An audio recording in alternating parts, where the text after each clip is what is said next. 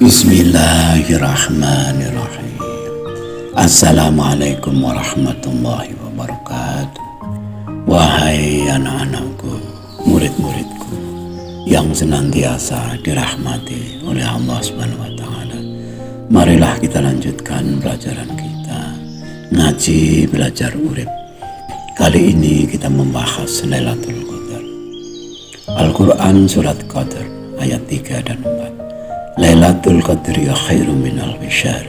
Tanazzalul malaikatu war-ruhu fiha biidzni rabbihim min kulli amr. Malam kemuliaan itu lebih baik dari 1000 bulan. Pada malam itu turun para malaikat, dan malaikat Jibril dengan izin Tuhannya mengatur segala urusan. Ayat ini menjelaskan tentang hakikat Lailatul Qadar, yakni malam turunnya wahyu atau petunjuk. Sebab di situ disebutkan malaikat turun, khususnya malaikat Jibril. Seperti yang kita lihat selama ini, pada malam-malam di atas hari ke-20 bulan Ramadan, banyak umat Islam yang berusaha memperoleh Lailatul Qadar. Banyak hal yang diupayakan, misalnya berlama-lama di dalam masjid, mushola, di tempat-tempat pengajian, hingga larut malam. Bahkan tak jarang hingga saat sahur tiba, pertanyaan yang sering muncul dalam benak kita adalah, untuk apa mereka melakukan itu? Benarkah mereka telah tahu bahwa malam Lailatul Qadar itu adalah malam turunnya wahyu? Jika memang telah tahu, benarkah mereka membutuhkan wahyu? Bukankah di dalam Al-Quran telah banyak nasihat-nasihat, perintah-perintah yang bernilai wahyu? Apakah mereka masih butuh wahyu yang belum ada di dalam Al-Quran? Dan jika mereka tidak tahu hakikat Lailatul Qadar, mengapa mereka ingin memperolehnya? Apa yang ada dalam pikiran mereka tentang Lailatul Qadar itu? Bila mereka ditanya, benarkah pernah menemukan atau memperolehnya? Inilah kenyataan yang selalu kita jumpai di setiap Ramadan, setiap tahun menghadang Lailatul Qadar. Lalu, apa hubungan Lailatul Qadar dengan Ramadan? Bila kita telah paham makna Ramadan, bahwa Ramadan itu mestinya setiap saat, maka Lailatul Qadar itu adalah sesuatu hal yang wajar. Sebab memang kita setiap saat berjuang membelenggu setan agar nafsu kita mutmainah. Dan dengan modal nafsu mutmainah, itulah suara-suara Tuhan akan mudah terdengar bagi kita. Keheningan yang muncul karena nafsu mutmainah menyebabkan hati dan pikiran kita peka, ibarat sebuah cermin yang benar-benar bersih, sehingga satu debu pun yang menempel akan terlihat. Mungkin inilah yang disebut mukasyafah oleh para kaum sufi, terbukanya hijab-hijab hati. Sebab ada hadis yang menyatakan, laula anna syayatini yahumuna ala qulubi bani Adam la nadharu ila malakutis sama. Sekiranya setan-setan itu tidak mengelilingi hati anak Adam, maka mereka itu melihat ke alam malakut, artinya mengerti rahasia langit. Hadis ini adalah hadis tentang mukasyafah, terbukanya hijab hati dan pikiran. Dan hijab atau penghalang itu adalah urusan-urusan duniawi yang terlalu dominan, yang terlalu menguasai. Yang dimaksud dengan mengelilingi hati adalah banyaknya rencana, keinginan, cita-cita yang serba duniawi. Itulah yang membuat hati dan pikiran kita selalu keruh, hingga kita lupa, hingga kita lalai bahwa hakikat hidup adalah rohani. Ger anak-anakku, murid-muridku, benarkah kita membutuhkan wahyu? Wahyu atau hidayah atau petunjuk dari Tuhan selalu berhubungan dengan kebenaran, dengan kebajikan. Benarkah kita butuh dengan kebenaran? Sedangkan kenyataan hidup di dunia mengabarkan kepada kita bahwa manusia cenderung mencari hidup enak, hidup nyaman, bukan hidup yang baik. Sebagian besar dari kita masih sulit membedakan antara enak dan baik.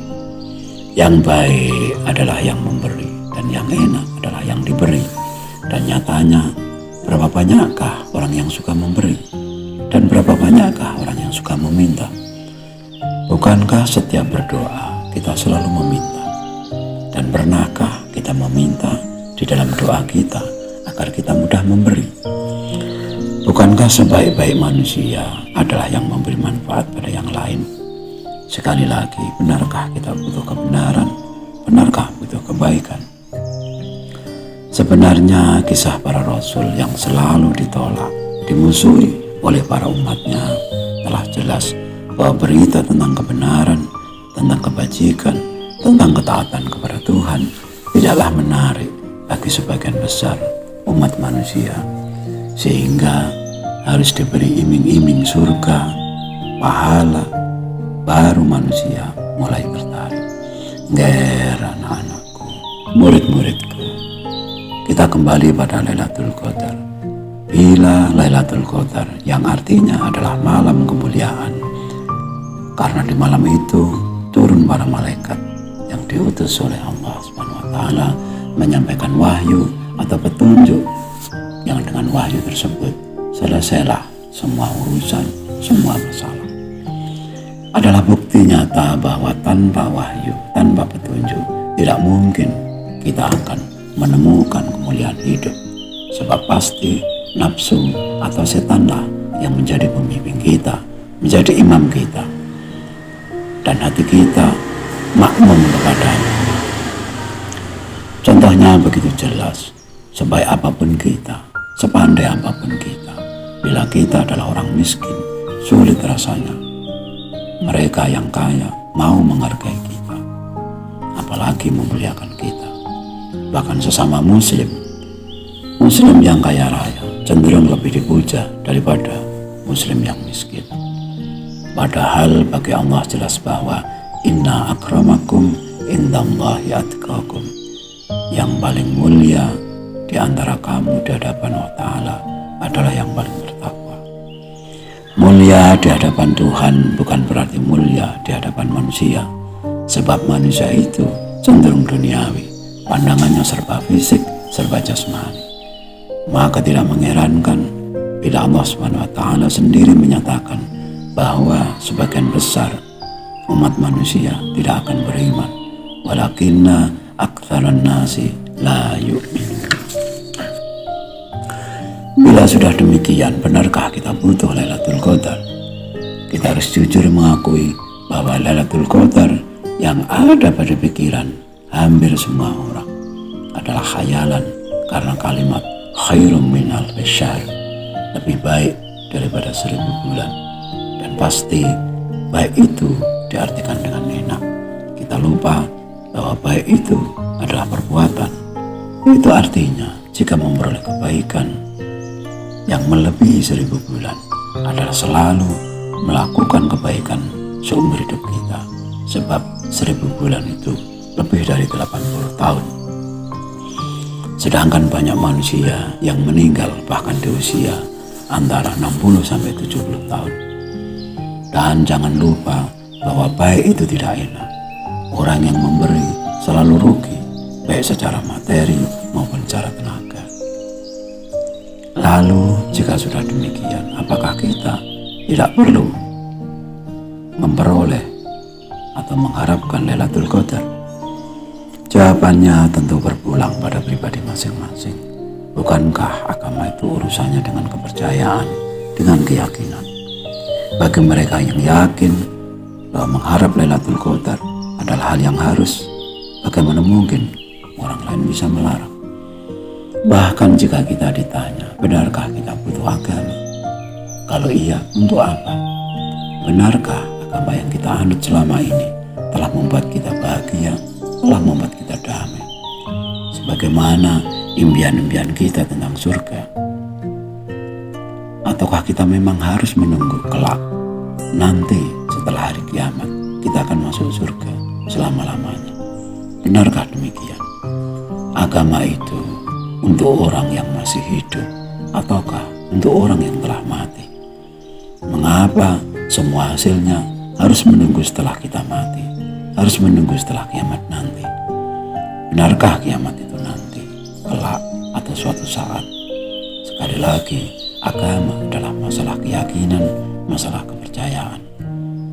Manakah yang kita yakini? Manakah yang kita percayai? Semua terserah kepada kita. Sekian dulu wejangan-wejangan Eyang. Mohon maaf atas segala kekurangan dan semoga selalu bermanfaat. Marilah berdoa bersama. Ya Allah, mudahkanlah jalan pengabdian kami kepadamu. Amin, amin, amin. Ya Rabbal Alamin. Wassalamualaikum warahmatullahi wabarakatuh.